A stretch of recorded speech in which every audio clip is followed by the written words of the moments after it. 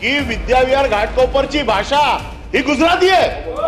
हे काय, हे कुठलं स्तोम माजवलं जात आहे या मुंबईमध्ये आणि त्याचा साधा कोण निषेध देखील करत नाहीये। आणि ज्या वेळेला सभापती महोदय की 289 दिला जातो त्यावेळेला त्या 289चा अर्थ असा असतो की तातडीचा विषय आणि सगळे विषय बाजूला ठेवून त्याच्यावरती चर्चा व्हावी।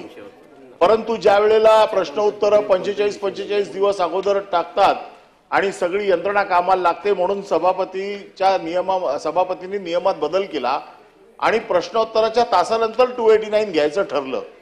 पण आता ही नवीनच प्रथा चालू झाली आहे की प्रश्नोत्तर त्याच्यानंतर लेईंग त्याच्यानंतर 289।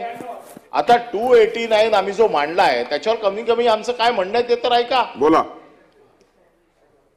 महाराष्ट्रात मराठी भाषेला अभिजात भाषेचा दर्जा हा दिला त्याबद्दल आम्ही सर्व महाराष्ट्र सरकारचं अभिनंदन करतो।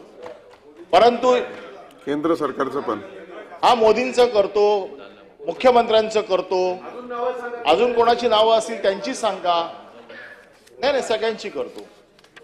परंतु जे चांगलं आहे त्याला चांगलं म्हणणं ही आमची संस्कृती आहे। आणि ज्या वेळेला मराठी भाषेचा हा दर्जा साधारण अपेक्षा अशी आहे की ज्या मराठी भाषेचं सांस्कृतिक महत्व या महाराष्ट्रामध्ये एवढं मोठं प्रचंड आहे, या मराठी भाषेला दुय्यम दर्जाची वागणूक ही राष्ट्रीय स्वयंसेवक संघाकडनं काल दिली गेली।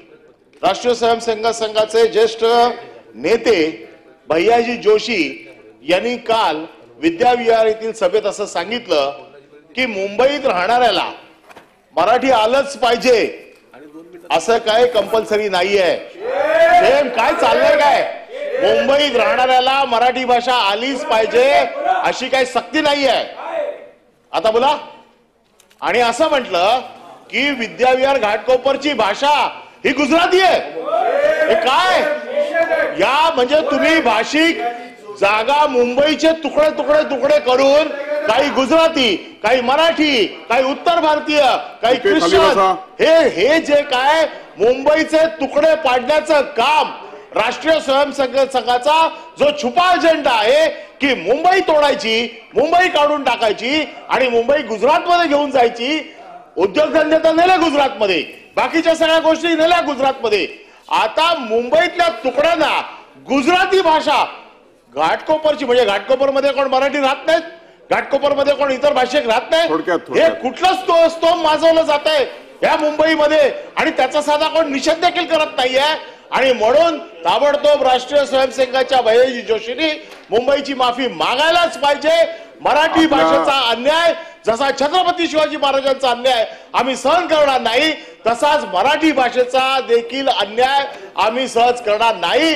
मुंबई ही महाराष्ट्राची राजधानी आहे, मुंबईत येणाऱ्या माणसाला मराठी समजलंच पाहिजे, त्याने मराठी किमान बोलण्याचा प्रयत्न केलाच पाहिजे। परंतु ज्या पद्धतीचं लेबल, ज्या पद्धतीचं केवळ मराठी माणसाला बाजूला थांबवून गुजराती मतं घेण्याचा जो काही प्रयत्न चाललेला आहे, याच्यासाठी जे गुजरातीकरण केलं जात आहे याचा आम्ही तीव्र भाषेत निषेध करतो आणि सरकारने त्याच्यावरती ताबडतोब माफी मागावी आणि मराठी भाषेचा दर्जा, हा जो अभिजात भाषेचा दर्जा दिलाय त्याला कुठेही अनिल परब लागणार नाही आणि इतर सर्वांनी दिलेले 289